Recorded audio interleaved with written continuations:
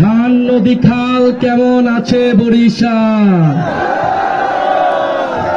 প্রিয় সংগ্রামী বরিশালবাসী, শেরে বাংলার উত্তরসূরি যোগেন মন্ডলের উত্তরাধিকার জীবনানন্দের রূপসী বাংলার বরিশাল, রক্তিম শুভেচ্ছা এবং সালাম গ্রহণ করবেন। সংগ্রামী বরিশালবাসী, মোরা দেশ গড়তে জুলাই পদযাত্রা আরম্ভ করছি। আপনারা মনোলেজ্ঞা দোয়া করবেন, আপনাকে মোরা সব সময় কাছে চাই। সংগ্রামী বরিশালবাসী, দেশ গড়তে জুলাই পদযাত্রায় আমরা এসেছি সেই ঐতিহাসিক বরিশালে, সেই সংগ্রামের বরিশালে, সেই প্রতিশোধের বরিশালে, যেই বরিশালে জন্ম নিয়েছিলেন বাংলাদেশের অন্যতম স্থপতি, বাংলাদেশের রূপকার, যেমন একজন নেতা যিনি বাঙালি মুসলমান সমাজকে 100 বছর এগিয়ে দিয়েছিলেন, সেই শেরে বাংলার ভূমিতে আজকে দাঁড়িয়ে আমরা কথা বলছি। প্রিয় সংগ্রামী বন্ধুগণ, আজকে বক্তব্যের শুরুতেই শেরে বাংলার কথা বলতে হয়, কারণ শেরে বাংলা ফজলুল হককে আমরা মনে প্রাণে ধারণ করি। শেরে বাংলা ফজলুল হক ছিলেন সেই নেতা যিনি বাংলার কৃষক প্রজাকে ঐক্যবদ্ধ করেছিলেন, জমিদারি ব্যবস্থার বিরুদ্ধে লড়াই করেছিলেন, লাহোর প্রস্তাবের মাধ্যমে পুরো উপমহাদেশের মুসলমানদের সমস্যার সমাধান দেখিয়েছিলেন। প্রিয় সংগ্রামী বন্ধুগণ, জাতীয় নাগরিক পার্টি গণ অভ্যুত্থানের নেতৃবৃন্দ আমরা সেই শেরে বাংলা ফজলুল হকের উত্তরসূরি। শেরে বাংলা ফজলুল হক কৃষক প্রজাদেরকে ঐক্যবদ্ধ করেছিলেন, কৃষক প্রজার জমির অধিকার নিশ্চিত করেছিলেন, কৃষক প্রজার মর্যাদা এবং অধিকারে জমিদারি ব্যবস্থার বিলোপ ঘোষণা করেছিলেন। আমরা জাতীয় নাগরিক পার্টি, আমরা জুলাই গণ অভ্যুত্থানে নাগরিকের অধিকার এবং মর্যাদা রক্ষার জন্য ফ্যাসিবাদী ব্যবস্থার বিলোপ ঘোষণা করেছি। প্রিয় সংগ্রামী বন্ধুগণ, বরিশালে রয়েছেন আরেকজন মহান নেতা যোগেন মন্ডল, যিনি দলিত তফসিলি সম্প্রদায়ের পিছিয়ে পড়া জনগোষ্ঠীর, সংখ্যালঘু জনগোষ্ঠীর কণ্ঠস্বর হয়ে উঠেছিলেন, যিনি দেখিয়েছিলেন দলিত মুসলমান ঐক্য কিভাবে উপমহাদেশের রাজনীতি পরিবর্তন করতে পারে।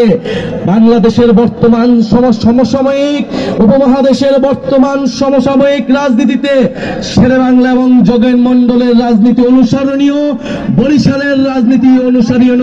তাই আজকে আমরা এসেছি বরিশালে জুলাই গণ অভ্যুত্থানের বার্তা নিয়ে। প্রিয় সংগ্রামী বন্ধুগণ, আমরা জানি এই গণ অভ্যুত্থানে বরিশাল অসীম সাহসিকতার প্রতিচ্ছবি হয়ে উঠেছিল। 16ই জুলাই যখন আবু সাইদ মারা যায়, 16ই জুলাই বরিশালের বিপ্লবী ছাত্র সমাজ ছাত্রলীগকে বিতাড়িত করেছিল।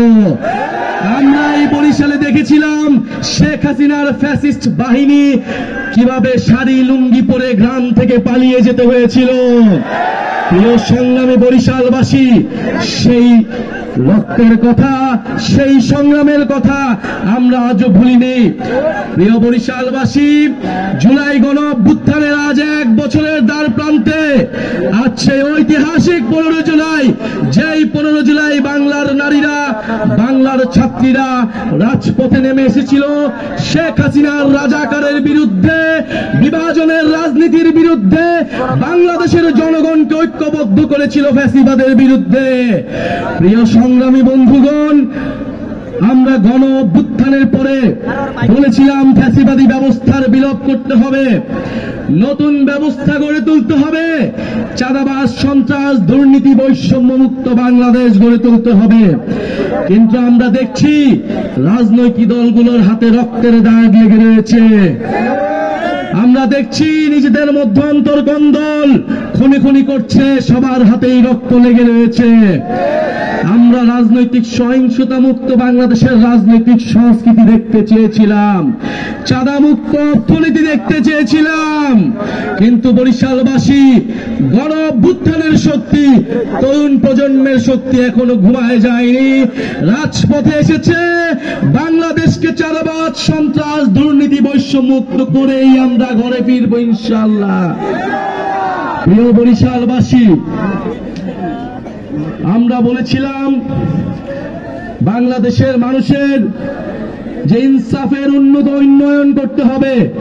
বরিশালের মানুষ স্বাস্থ্যসেবা থেকে বঞ্চিত, বরিশালের মানুষ নদী ভাঙনে, জলবায়ু দুর্যোগে বিপর্যস্ত।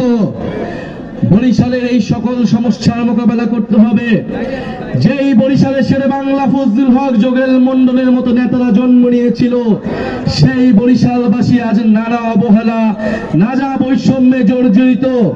জাতীয় নাগরিক পার্টি আজকে আপনাদের কাছে এসেছে নতুন দিনের বার্তা নিয়ে, নতুন রাজনীতির বার্তা নিয়ে। শেরে বাংলা ফজলুল হক এবং যোগেন মন্ডলের রাজনীতির পুনরুত্থান ঘটাবে জাতীয় নাগরিক পার্টি। গণ অভ্যুত্থানের নেতৃত্ব, বরিশালের প্রতিটি সন্তান আরেকজন শেরে বাংলা হয়ে জন্ম নেবে ইনশাআল্লাহ। বরিশালবাসীকে জানিয়ে দিতে চাই, আমরা কোন দলের সহিংসতাই আমরা মেনে নেব না।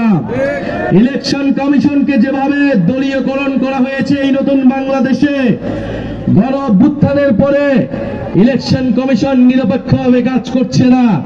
খুনি ফ্যাসিস্ট বাহিনীর মার্কাকে ইলেকশন কমিশন এখনো প্রতীক হিসেবে রেখে দিয়েছে। ইলেকশন কমিশনের ইন্টেনশন কিন্তু ভালো নয়। বাংলাদেশের জনগণকে এভাবে বোকা বানানো যাবে না।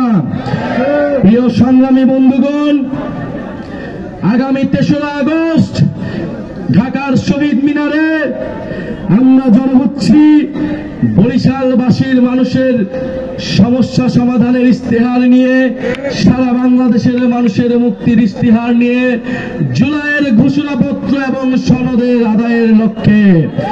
বরিশালবাসী কি ৩রা আগস্ট আসবে? শহীদ মিনারে দেখা হবে?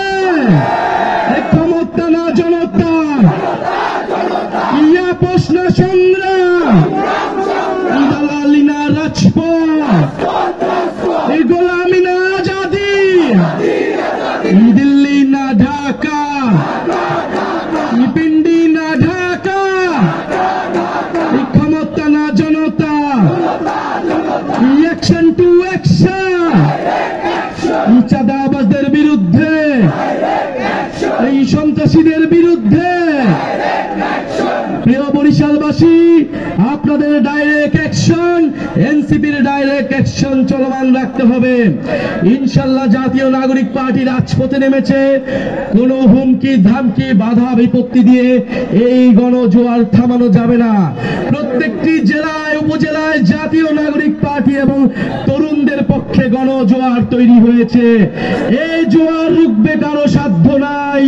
প্রিয় সংগ্রামী বন্ধুগণ, প্রিয় বরিশালবাসী, প্রিয় বরিশালের ছাত্র তরুণ, প্রিয় বরিশালের নারী সমাজ, আপনাদেরকে শুধু সাহস নিয়ে দাঁড়িয়ে থাকতে হবে।